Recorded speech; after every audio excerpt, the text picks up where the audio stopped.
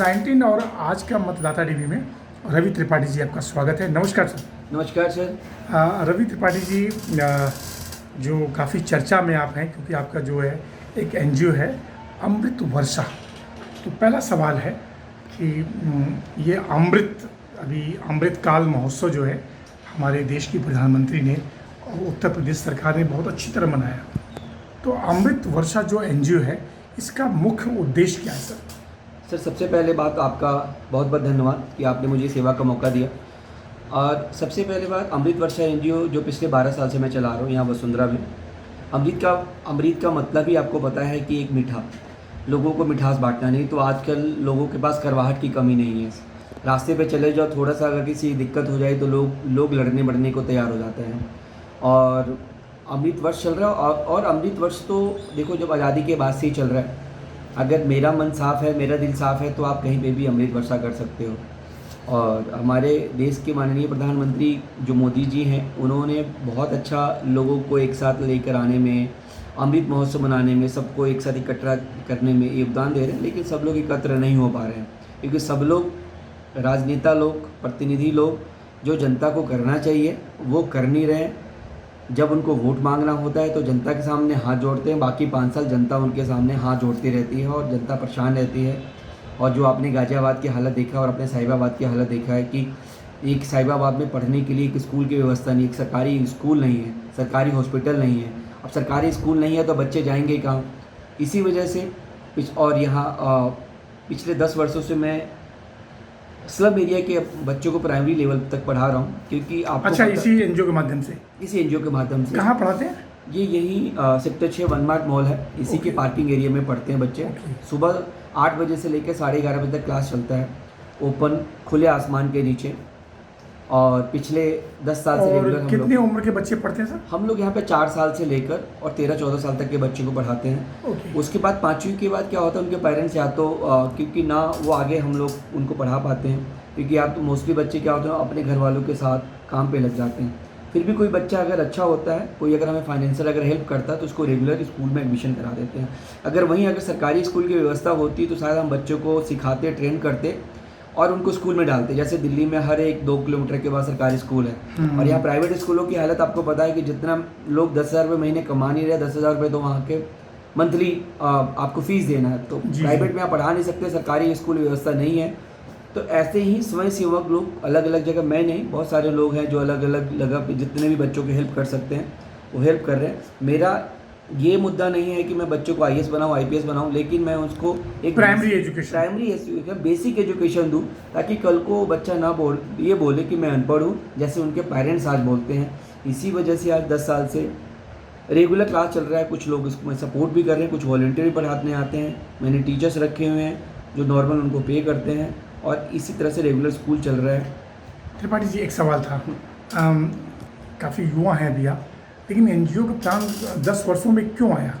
क्या सोच के आपने एनजीओ स्टार्ट किया? देखो आज मेरी एज 40 ईयर्स है, 40 साल का हो गया मैं। और जब मैं बचपन में था तो मैं एक बिहार का लड़का हूँ। बिहार से जब मैं दिल्ली आया मैं अपने पापा के साथ, उस टाइम बहुत स्ट्रगल देखा। मैंने पढ़ाई करी, बच्चों को पढ़ाया, इनकम भी जनरेट किया। छोटे से उम्र से मैंने काम करना स्टार्ट किया, लेकिन मैंने पढ़ाई कभी नहीं छोड़ी। क्रिकेट खेलता था, क्रिकेट में भी जितना मेहनत किया मैंने क्रिकेट खेला। क्रिकेट कोचिंग दी मैंने 10 साल। अच्छा। हाँ, चाहे वो सुमित डोगरा अकेडमी हो या DPS स्कूल हो, सुमित डोगरा अकेडमी में मैंने क्रिकेट भी खेला, IG स्टेडियम में भी खेला। तो एक मेहनत तो मुझे था कि जब अगर मेरे पास थोड़ा सा भी कुछ लायक हुआ और मेरे पास हो तो मैं ज़रूर कहीं ना कहीं बच्चों को सपोर्ट करूँगा। वो फीलिंग आपके अंदर थी बहुत पहले से, और वो फीलिंग शायद मेरे स्कूल लेवल से ही था कि स्कूल में मैंने बहुत सारे बच्चों को एडमिशन भी कराए कि यार नहीं, इनका एडमिशन होना चाहिए। उनके स्कूल में फ़ीस माफ़ कराया। कॉलेज में मैं जब जामिया से मैं पास आउट हूँ, जामिया में भी मैं कम से कम 3 सालों में लगभग 6 से 7 बच्चों का एडमिशन कराया जो गरीब थे। क्योंकि मुझे पता है कि जो गरीब होता है उसके लिए कितनी मेहनत करनी पड़ती है, उसके घर वाले इतने अरेंजमेंट नहीं कर पाते। तो ये उसी टाइम से था। फिर जॉब के साथ साथ मैं कुछ करता था, लेकिन जॉब के बाद जब मैंने अपना बिजनेस स्टार्ट किया तब मैंने इसको रेगुलर बेसिस पे स्टार्ट किया। ये मतलब आपके दिमाग में था कि मुझे कोई ना कोई बच्चों को हेल्प करने के लिए काम ये जो ज़रूरतमंद लोग हैं, चाहे वो किसी भी लेवल पे हो, पहले मैं एक था कि नहीं मुझे करना है, अब मेरी ये जिम्मेदारी भी है कि अब मुझे करना ही है, कंटिन्यू करना है। डेली मैं सुबह चाहे मैं कुछ भी हो जाए मैं इनको 2 घंटा पढ़ाता ही हूँ। और अब क्या है कि मैं एक क्रिकेट एकेडमी स्टार्ट करने वाला हूँ। पहले भी बीच में मैंने क्रिकेट सिखाया, बट क्रिकेट एकेडमी नहीं था, नॉर्मल लोगों को सिखाता था। अब क्रिकेट एकेडमी के द्वारा, क्योंकि मैं खुद एक कोच रहा हूँ, 13 से 14 साल का एक्सपीरियंस रहा है क्रिकेट का। अब मैं चाहता हूँ कि जो ऐसे गरीब बच्चे हैं जो क्रिकेट नहीं खेल पाते पैसों के कारण, मैं उनको क्रिकेट की ट्रेनिंग दूँ। कहते हैं ना कि स्पोर्ट्स एक ऐसा जरिया है, एक आप क्रिकेटर बने ना बने, एक अच्छा इंसान जरूर बन जाएंगे। स्पोर्ट्स अगर आपके अंदर स्पोर्टिज्म है, कहते हैं ना बी ए स्पोर्ट्समैन बी ए आर्मी, यस, तो आप एक अच्छा इंसान जरूर बनेंगे। कोशिश यही है, आप लोग का आशीर्वाद रहा तो क्रिकेट एकेडमी भी जल्द से जल्द स्टार्ट होगा। नहीं, बिल्कुल मुझे लग रहा है रवि त्रिपाठी जी की आप जिस भी क्षेत्र में कदम रखेंगे आगे बढ़ेंगे। एक सवाल और, ये अमृत वर्षा को लेके, एजुकेशन के अलावा और किन किन फील्डों में आप आगे बढ़ना चाहते हैं, लोगों की जन सेवा करना चाहते हैं देखो इस संस्था के माध्यम से? एजुकेशन के अलावा मैं हमेशा पिछले वसुंधरा क्षेत्र में, जिस कोरोना के टाइम में मैं लगातार 80 दिनों तक 1 टाइम का भोजन मैंने बच्चों को दिया। आप फेसबुक पेज पे भी डाल सकते हो, डेली का है। जहाँ भी अनाज चाहिए होता था, हम लोग वसुंधरा में रेगुलर 60 दिनों तक अलग अलग जगह पे मैंने अनाज बांटे। अभी भी मेरी यही व्यवस्था रहती है कि बच्चों को स्किल डेवलपमेंट हो गया, उनको राखी बनाना या दिए बनाना उनको सिखाया जाता है टाइम टू टाइम, और उनका जो सोर्स ऑफ इनकम जो हम लोग बेचते हैं उनको भी पैसे दिया जाता है, ताकि एक स्किल डेवलपमेंट हो, स्वावलंबी बने। और इसके अलावा कभी भी अगर क्षेत्र में किसी के साथ प्रॉब्लम अगर हो रहा है, उनको कोई अगर प्रताड़ित कर रहा है, तो हम लोग वहाँ उनको पहुँच के उसके मसले को हल करते हैं। चाहे वो पैसे फाइनेंशियली प्रॉब्लम हो या सामाजिक हो, तो हम लोग सोचते हैं कि उनको जाके उनके जो प्रॉब्लम उनको हल किया जाए। रवि जी, बहुत मन कर रहा है बात करने का, लेकिन समय की बाध्यता है।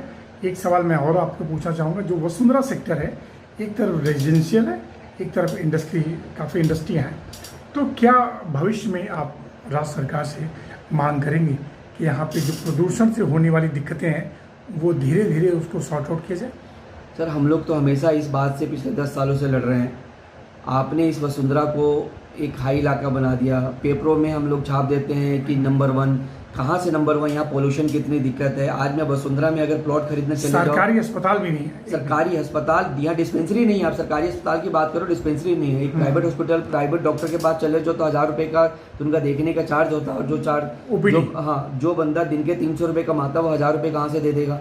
वसुंधरा में आप प्लॉट खरीदने चले जाओ तो 2 लाख रुपये प्लॉट का रेट है, और हर रोड पे चले जाओ तो कूड़े का अंबार बना हुआ है। आप सुबह सुबह आप चले जाओ तो नाक पे पट्टी बांध के निकलना पड़ता है। आप सफाई कहाँ हो रहा है, पोल्यूशन, आप इंडस्ट्रियल एरिया तो छोड़ दो, हमारे वसुंधरा में ही आपको कूड़ा रखने की जगह नहीं है। बाहर घर का कूड़ा उठा के लेकर आते हैं और कहीं चौराहे पर डाल देते हैं, तो पोल्यूशन तो सबसे ज़्यादा यहीं किसी लोगों का। इंडस्ट्रियल एरिया तो हटेगा, लेकिन हम लोग पहले कूड़े का जो अंबार है, यहाँ हर जगह झुग्गी झोपड़ियाँ बनी हुई हैं, कचरे का माल है, मीट वगैरह लोग रोड पे काटते हैं, फेंक देते हैं। इतनी गंदगी हो गई है, छीना झपटी इतनी हो रही है, रास्ते चलते हुए लोग लॉकेट छीन लेते हैं, चैन स्नैचिंग इतनी हो गई है। ना हमारा इस पे प्रशासन देख रही है, ना हमारे नगर निगम के अधिकारी देख रहे हैं, तो पोल्यूशन तो होना ही होना है। आपकी यही मांग है कि जो नगर आयुक्त या मेयर या डीएम या जो भी प्रशासन के महत्वपूर्ण अधिकारी हैं, वो वसुंधरा में सफाई व्यवस्था पर विशेष ध्यान दें। बहुत ज़्यादा हालत ख़राब है, गड्ढे टूटे हुए हैं, हर जगह कूड़ा फैला हुआ है। तो मैं तो हाथ जोड़ के विनती करता हूँ कि जिस जनता के लिए आप लोग हाथ जोड़ते हो और बोलते हो कि मैं आपका वसुंधरा को नंबर 1 बना दूंगा, साहिबाबाद को नंबर 1 बना दूंगा, गाजियाबाद को, कहाँ वसुंधरा है, वही के वही वसुंधरा है। आज से 10 साल पहले भी वसुंधरा वही था, 10 साल बाद भी यही वसुंधरा है। एक सरकारी हॉस्पिटल के लिए लोग परेशान होते हैं, दिल्ली भागना पड़ता है, जब तक दिल्ली जाता है लोगों की डेथ हो जाती है। राइट। सर, ये आपकी बात जो है मैं शीर्ष अधिकारी तक पहुँचाऊँगा। रवि त्रिपाठी जी, आपका बहुत बहुत धन्यवाद। फिर किसी विषय में मिलेंगे। थैंक यू सर, नमस्कार।